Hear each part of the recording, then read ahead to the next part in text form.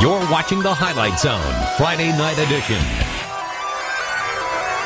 Think disco, think Travolta, think Bee Gees, because tonight it's all about staying alive. Boys sectional semifinals. You win tonight, you play for a sectional title tomorrow. That's right. Including tonight, teams must win 6 games to claim a state championship. Come up short in any of them, and the season ends with a loss. And we're going to start the night in 4A, where after coming up short at semi-state last year, Carroll would love nothing more than to get to the big game this year. The Chargers, well, they got to get through Northrop first tonight. The Scott Twins and the Bruins, with the program's best season in 7 years, taking on Tyler Alt and company. We picked this one up in the first, and it was a shootout. Eric Ward from straight away, nothing but net there. Then it's Justin Jordan. 3 of his 15 points. How about Bryson Scott? Watch where he pulls up on this one. He drains it, led everybody with 21. Bruins up 1. Marty Beasley, not happy. How about this? Alt says, I'm going to be at Huntington next year, but I want this Carroll career to last a little longer. He led Carroll with 15. Jordan Love, a 3. Bruins up 4 after 1 in the second. How about Alt again, this time from the top? But Jason Jordan, watch this little step back 3 right there, as Carroll cannot overcome the Bruins on their home court. It's Carroll falling 51-40. So in the early game out at Charger Fieldhouse, NHC throws DeKalb and East Noble squaring off. We're going to pick it up in the third quarter. Ryan Baster gets the and one. He had 24 points. DeKalb up by 6. And yeah, East Noble didn't think that was a foul. How about this? TJ Blair, what a season he's having. Led East Noble with 22. Let's go to the fourth now. It's Blair again, this time in the corner. Knights down just 4, but that's as close as they would get in the final frame. Addison Daub ahead of the pack and 16 points for Daub as DeKalb wins 60-51. So it's going to be DeKalb taking on Northrop tomorrow night for the championship. Staying in 4A, Huntington North Sectional, Homestead meeting upset-minded Jake County. The Spartans down 7, entering the fourth. Evan Rhodes buries 3 of his team-high 14. Then Drew Seary, nice baseline drive for the senior. He had 5. The Spartans cut the lead to 6, but Jake County getting it done with the defense. Brock McFarland, the swipe, the score. He had 13. Then it's Keegan Coomer, the no-look pass to Scott Schweiderman. He had 15. Coomer finishes with a game-high 17. Jake County, another upset, 58-45 the final. The late game. It was a great win. We wanted to play for the lead, and we established the lead early. We know if we get the lead, we're hard to guard, so I thought our kids did a fabulous job with the lead.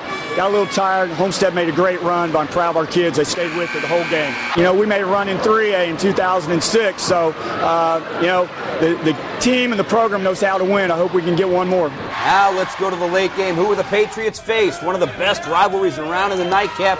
North side taking on South side. Antonio Wilson doing some glass work for the Redskins early. Then it's Jacob Kindig left open. He buries the triple. Quylan Howard Opshaw stop and pops. He hits the jumper, but South answers. Rayfield Davis the 3. The Archers were up 2 after 1. Then they poured on. Derek Moreau from almost that same spot. He hits the 3. Then Davis the sweet up and under. South, they sweep Northside this season. 88-71 the final. All right, let's move on to 3A, a Whitley County rivalry in Kosciuszko County. Whitco and Columbia City playing this one at Wawasee. How about Max Elder to Derek Snap? Goes over 2 defenders, makes the bucket, draws the foul, but Columbia City up by 13. How about this? Drew Benedict to Tyler Mosher for the bucket. Columbia City up by 13. Logan Irwin, the coach's kid, says, I'm going to make a game of this. Drains it.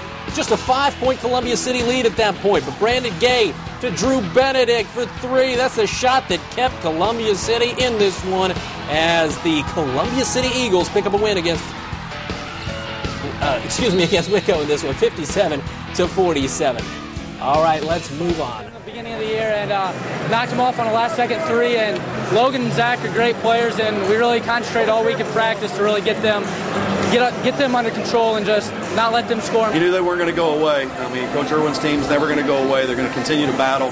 It's just a good win for our guys. I mean, as poorly as I thought we played in the third quarter, we still won the quarter by 1, and then the fourth quarter was just nuts. I mean, it's just a free throw contest, and it seemed like it took forever.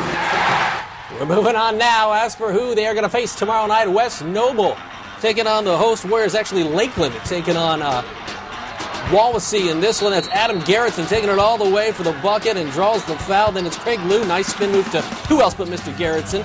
Lakeland up by 5. Logan Hatfield was dangerously close to being out of bounds, but would find Jake Clark for 3. Then Trevor McKibben decides to pop in a triple. It's good. Wawasee up by 1, and McKibben trying to stroke this one. He misses it, but Cody McBride is right there to clean the glass. Wawasee a winner, 62-51. So Columbia City going to face Wawasee tomorrow. Let's go 3A. Belmont Norwell taking on a streaking Wayne team. How about Josh Van Meter? Great game for him. A game high 26 points, but back comes Wayne. Ronald Lucas, nice little up and under right there, and one. He had 15.